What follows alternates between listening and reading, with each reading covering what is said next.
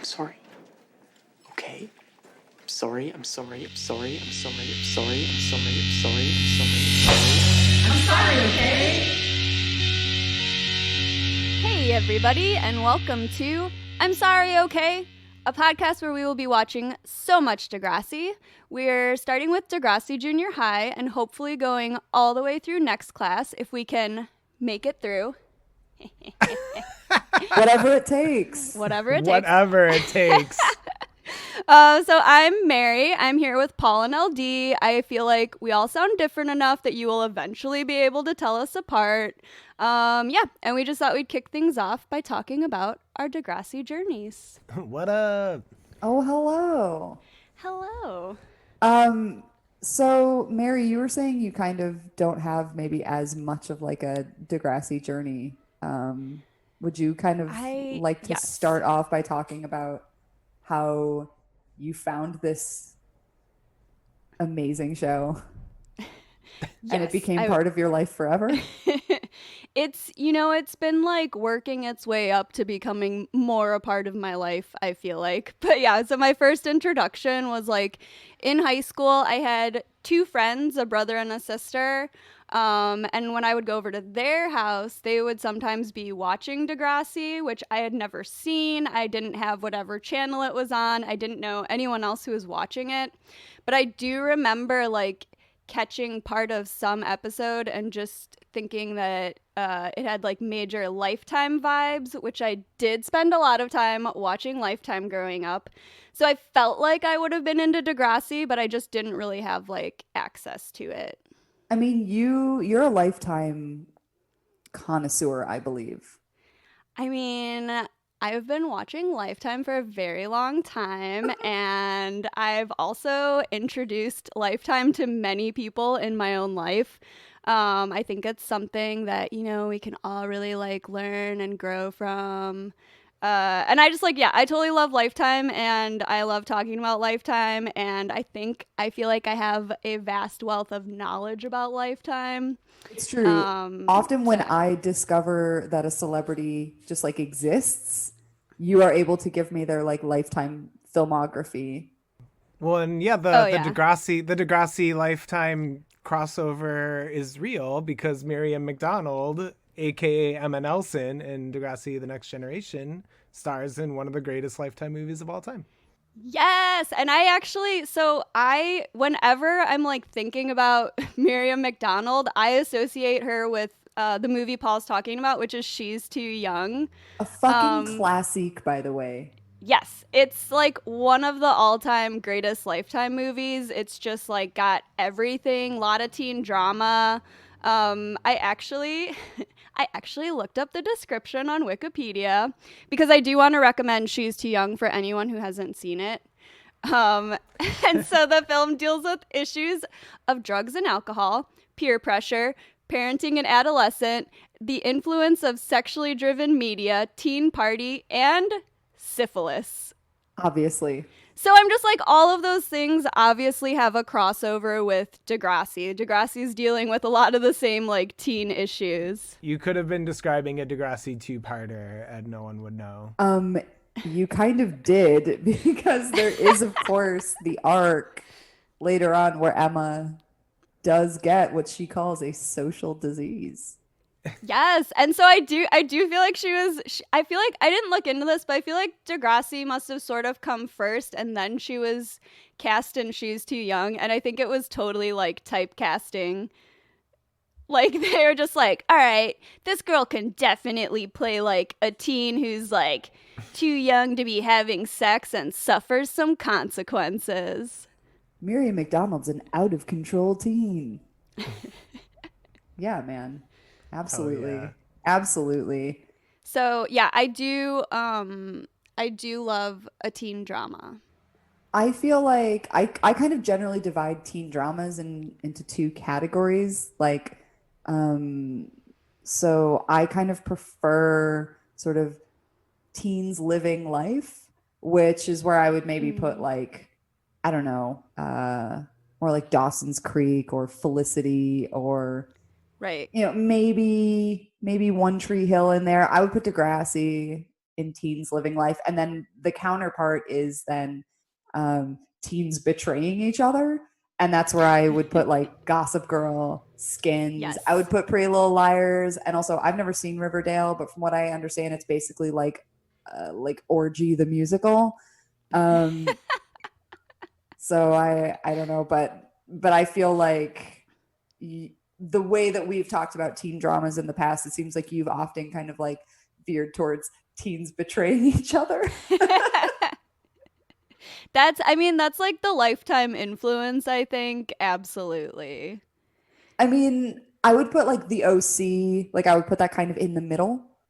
Like I think they betray each other, but I also think that it has some more relatable like teen experiences. That's the other thing on Riverdale and on Pretty Little Liars. Everyone is so like obscenely wealthy.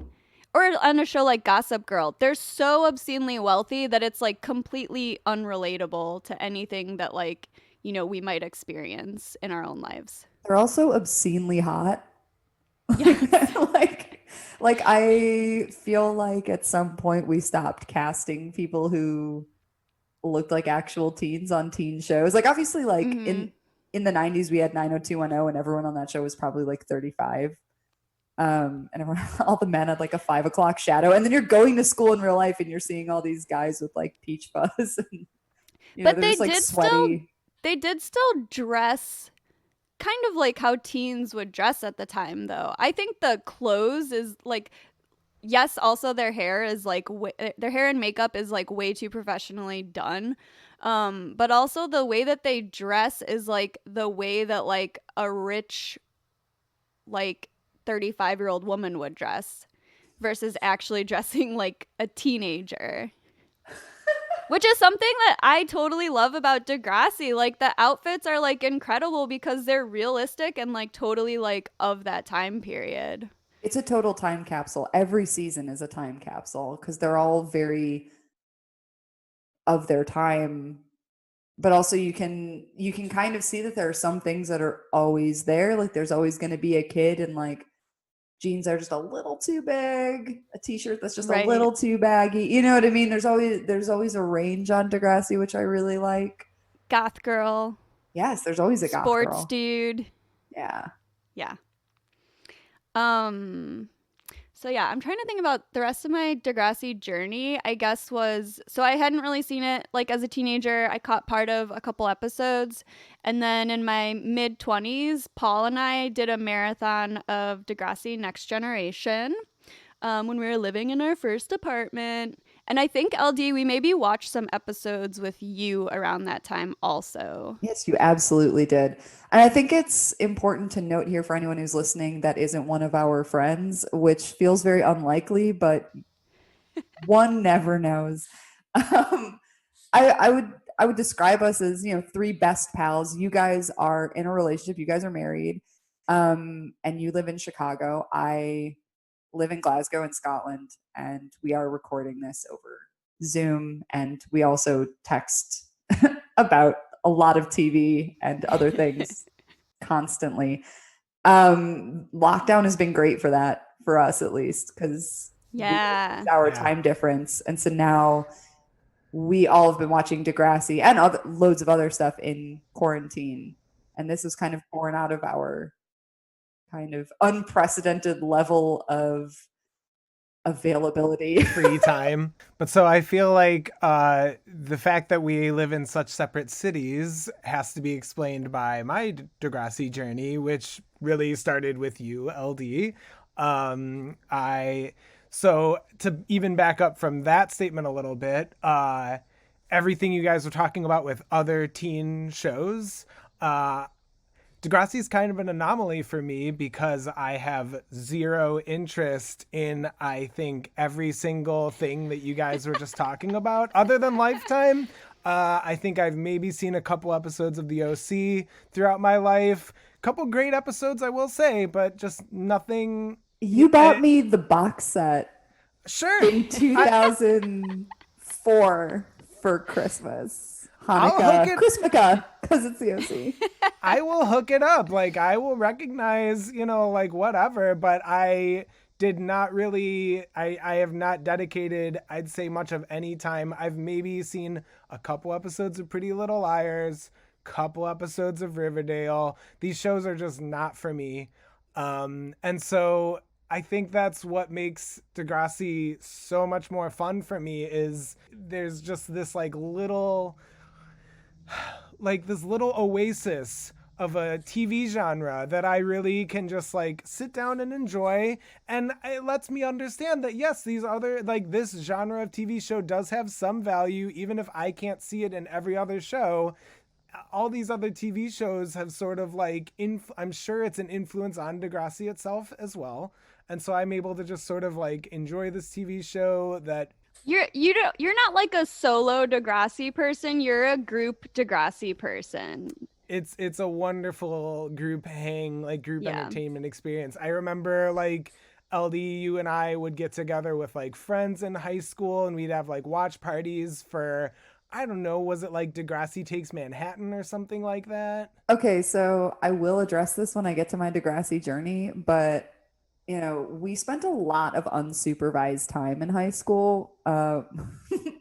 My mom married someone off the internet and was not around a lot. And we would just like get the house to ourselves for like a week or something, and we would have all of our friends over, and if we were on Degrassi, we would have had parties, but we were a bunch of nerds, and so we honestly hung out, played video games, watched Degrassi, pizza. We got to live vicariously through the teens on Degrassi that were doing the parties that, had we been cool enough to do, we would have been doing. Like, we didn't drink, we didn't smoke weed, we were literally drinking like vanilla Coke, because I think that was like newly out. And you know, so I swear to God, like salt and vinegar chips had like just come to America. Like, it was a really exciting time. So I think these elements of our like teen life will, I think, be very exciting for when we're discussing this show and how we relate to people of that age versus Mary. I feel like you maybe had less of a, not as wholesome. Well, yeah, so just to clarify wholesome, but... just to clarify the timeline. Yeah, so Paul and LD went to high school together. I met Paul in college and then met LD after, I think like right after college. So Paul and LD, like, yeah, y'all had a similar high school experience. Mine was extremely different. I moved in middle school. I moved again in high school. And so, yeah, I will just say my experience was not quite as wholesome, probably just because of those disruptions. And we all had things going on around that time. I don't mean to say that, like, your teenage experiences were without conflict or anything. I guess from what I understand, when I hear you talking about your high school experience, it sounds more like what the kids on Degrassi High were getting up to than anything. And a lot of it, I was more observing. I feel like I wasn't necessarily a part of it. But yeah, sometimes when we're talking, I'm just like, wow, I didn't think I was that wild in high school, but I had a very different experience from the two of you. Well, we unique nerds. Yeah, we were like hyper nerds. Like, I don't even think it's fair to make that comparison. I'm guessing you were pretty, like, I don't think you have anything to be ashamed of. Like, it sounds like you also had a pretty normal experience for the most part. I think I was always more concerned with being cool. I think I carried the knowledge with me every day that I wasn't. So I just didn't have to worry about it. Being able to lean into that kind of like assurance is a wonderful thing. I mean, listen, we were into cool stuff. Like, I think I listened to really good music in high school. I was really into, you know, I was into cool stuff, but I wasn't cool. Yeah. You know? Can relate. Yes. Yeah. So LD, I think you have the most extensive Degrassi journey, and I think probably contributed to mine and Paul's journeys. So, like, let's hear about your experience. When you say contribute, do you just mean I've forced you to watch TV with me? Yeah. Yes. Okay. But we liked it. Yes. So I have really distinct memories of Spike and of the twins and seeing them on TV and like growing up. And I know that Degrassi was in syndication, but I'm not sure exactly where. But I do know that most of the TV that I consumed as a kid was Canadian. So like most of the shows on Nick Jr., Nickelodeon, a lot of those kids shows, those were Canadian. Which I didn't know until I got older, but then I realized like, oh, all of my kind of like pop culture references from, ages like 5 to maybe 8 were all just Canadian TV shows. But So you've always been classy.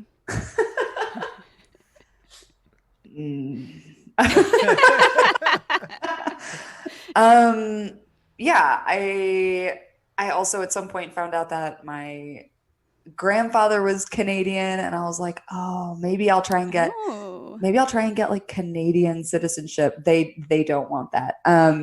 Canada does not want more Americans in there whatsoever. But yeah, so I have vivid memories of seeing some of those faces on my television. I don't have memories of the plot lines from that time, but right. Then in high school, I found a sampler that had Skanking Pickles' song "I'm in Love with a Girl Named Spike" on it. So yeah, when I was in high school, we went from having like cable to having the good cable, which was like, digital cable. It had Beefy. It had its own remote. Like you had to turn on the 500 channels, baby. Yeah, I didn't know what to do with that. So we got Noggin, which of course was kids programming during the day, and then in the evening it turned into the N. Yeah, that aired Degrassi. I think they hook us with like Pete and Pete reruns, like how yes it must okay, yes, absolutely. So yeah, the N was also host to many of its own programs. There was Radio Free Roscoe, which I looked up, and I feel like this is going to be my role in general on this podcast, is I'm going to be the person who's like, by the way, I went on an exploratory mission about this, and here's all the information you did not ask for. But Radio Free Roscoe had 4 seasons, and loads of those actors had guest spots on Degrassi.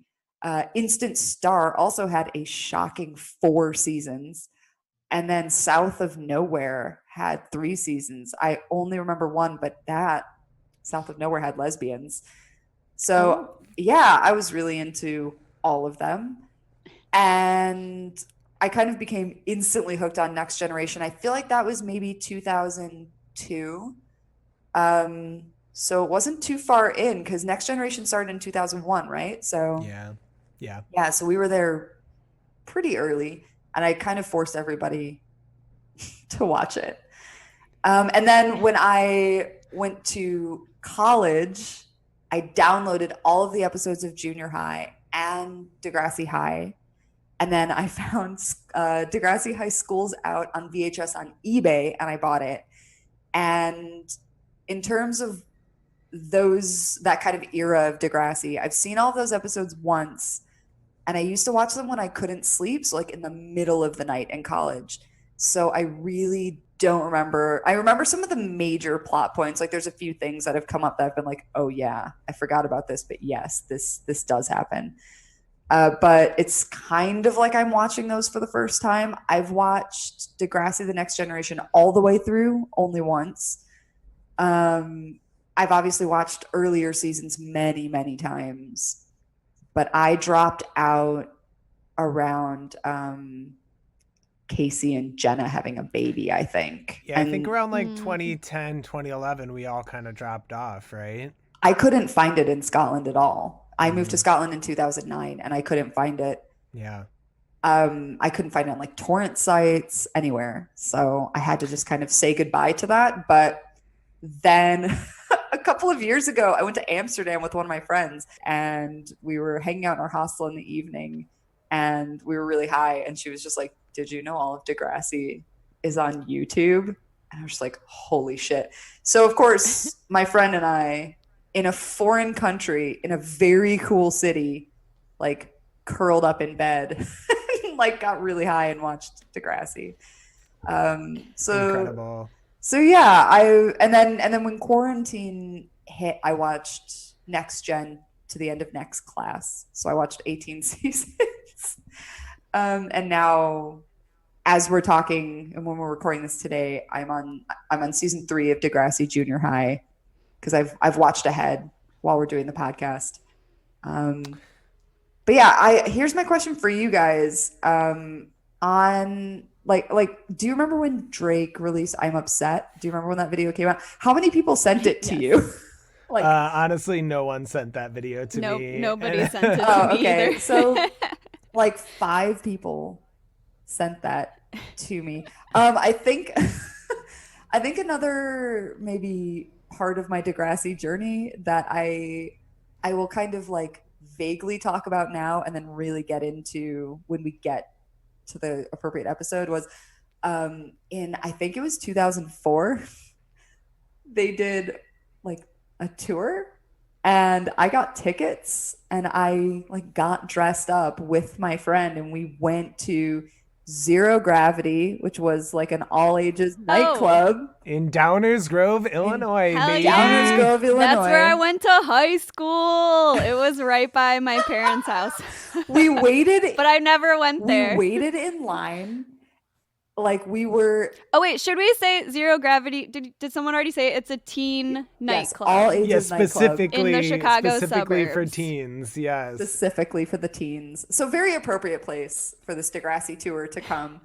But like you had to get tickets online. I think you would like answer questions or something. Like it wasn't just like buy a ticket. It was like a whole thing. You like won tickets, yeah. I don't think well, maybe. But it felt like you won them. Like it wasn't like you just paid money for these tickets. Right. Like it was I remember, a selection. Yeah. I was sitting in my friend's basement, like furiously on his family's computer, getting these tickets. But yeah, so we went and I think there was like gift bags and they screened a couple of episodes that hadn't come out yet.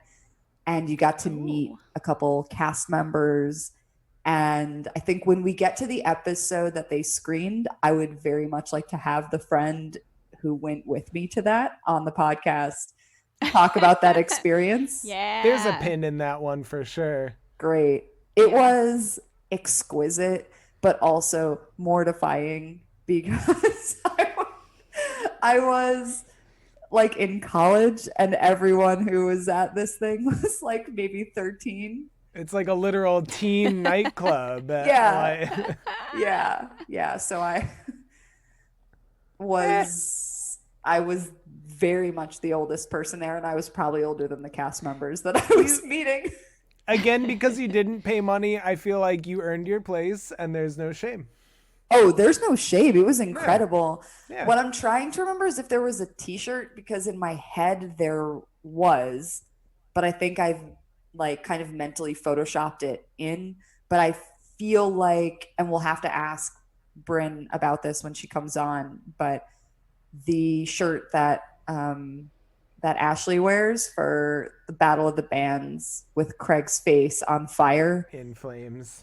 In the infamous I'm sorry, okay moment. Oh, yeah. Which is, the namesake for this podcast. The titular moment. Which, by the way, I can't wait till we get to. But I feel like they maybe had that t-shirt, but I can't remember. So I need more information from Bryn, who will probably put the puzzle pieces together. But yeah, I've had a very long Degrassi journey, and now I am showing it to Sam, who is my partner, and he's treating it like, I think he called it like an anthropological study.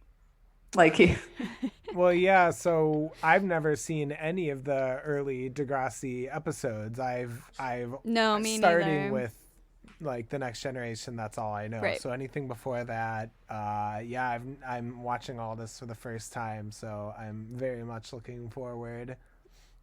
I'm really excited. I think we did the math at some point, and if we do an episode a week this is going to take us like 10 years. But I feel like, but who knows? Maybe we'll be in quarantine for the next 10 years. Honestly, I would thrive in that situation. But I think that when we get to the next generation, they do a lot of two-parters. So I'm wondering if maybe we'll do some of the two-parters as one episode, but then maybe it'll only take 8 years. Yeah, so I feel like maybe it's a good time to talk about what we're going to discuss on the podcast, maybe what people can expect from listening to this. Yeah, so we're just going to do like a week to week like episode recap and then just kind of like general discussion like as we talk about the episodes. We've got a few things that we're all kind of looking out for. We all try to identify our look of the week because there's some amazing clothes on Degrassi, especially in the 80s seasons. I try to identify my favorite utilitarian prop of the week because there's some really funny stuff. We keep count of how many times they say broomhead and later probably Narbo when that gets introduced. But we generally try to track some stuff. And just to clarify, the word broomhead, from what I understand from Urban Dictionary, originated from the TV show Degrassi Junior High and is meant to just mean a dumb person. Wonderful. So we like to. It may be from the mind of Jan Moore. I think he wrote most of these episodes. Yeah, or you never know. Maybe Linda Schuyler. She seemed to be really steering the ship.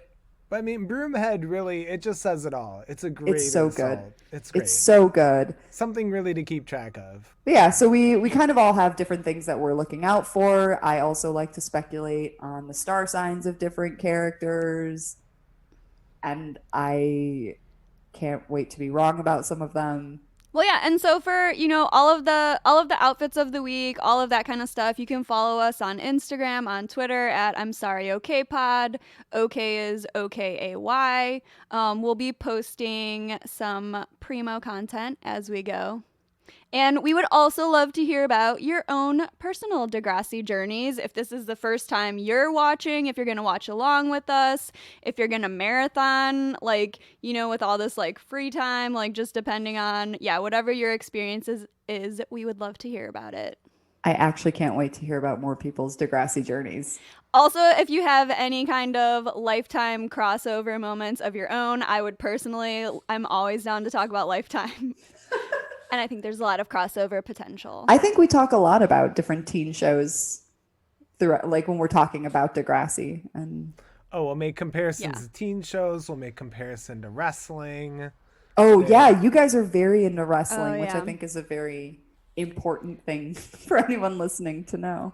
I mean, wrestling psychology is very much life psychology. So it's just a better way to understand the world around us. It really helps define a lot of media that I consume. You can often see those types of character alignments and the way that TV characters act.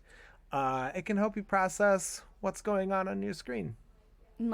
Storytelling, kind of structure. Mm-hmm. Great. Absolutely. So yes, I hope you all enjoyed hearing about our Degrassi journeys. Like I said, please feel free to tell us about your own journey and join us next time for Kiss Me Steph.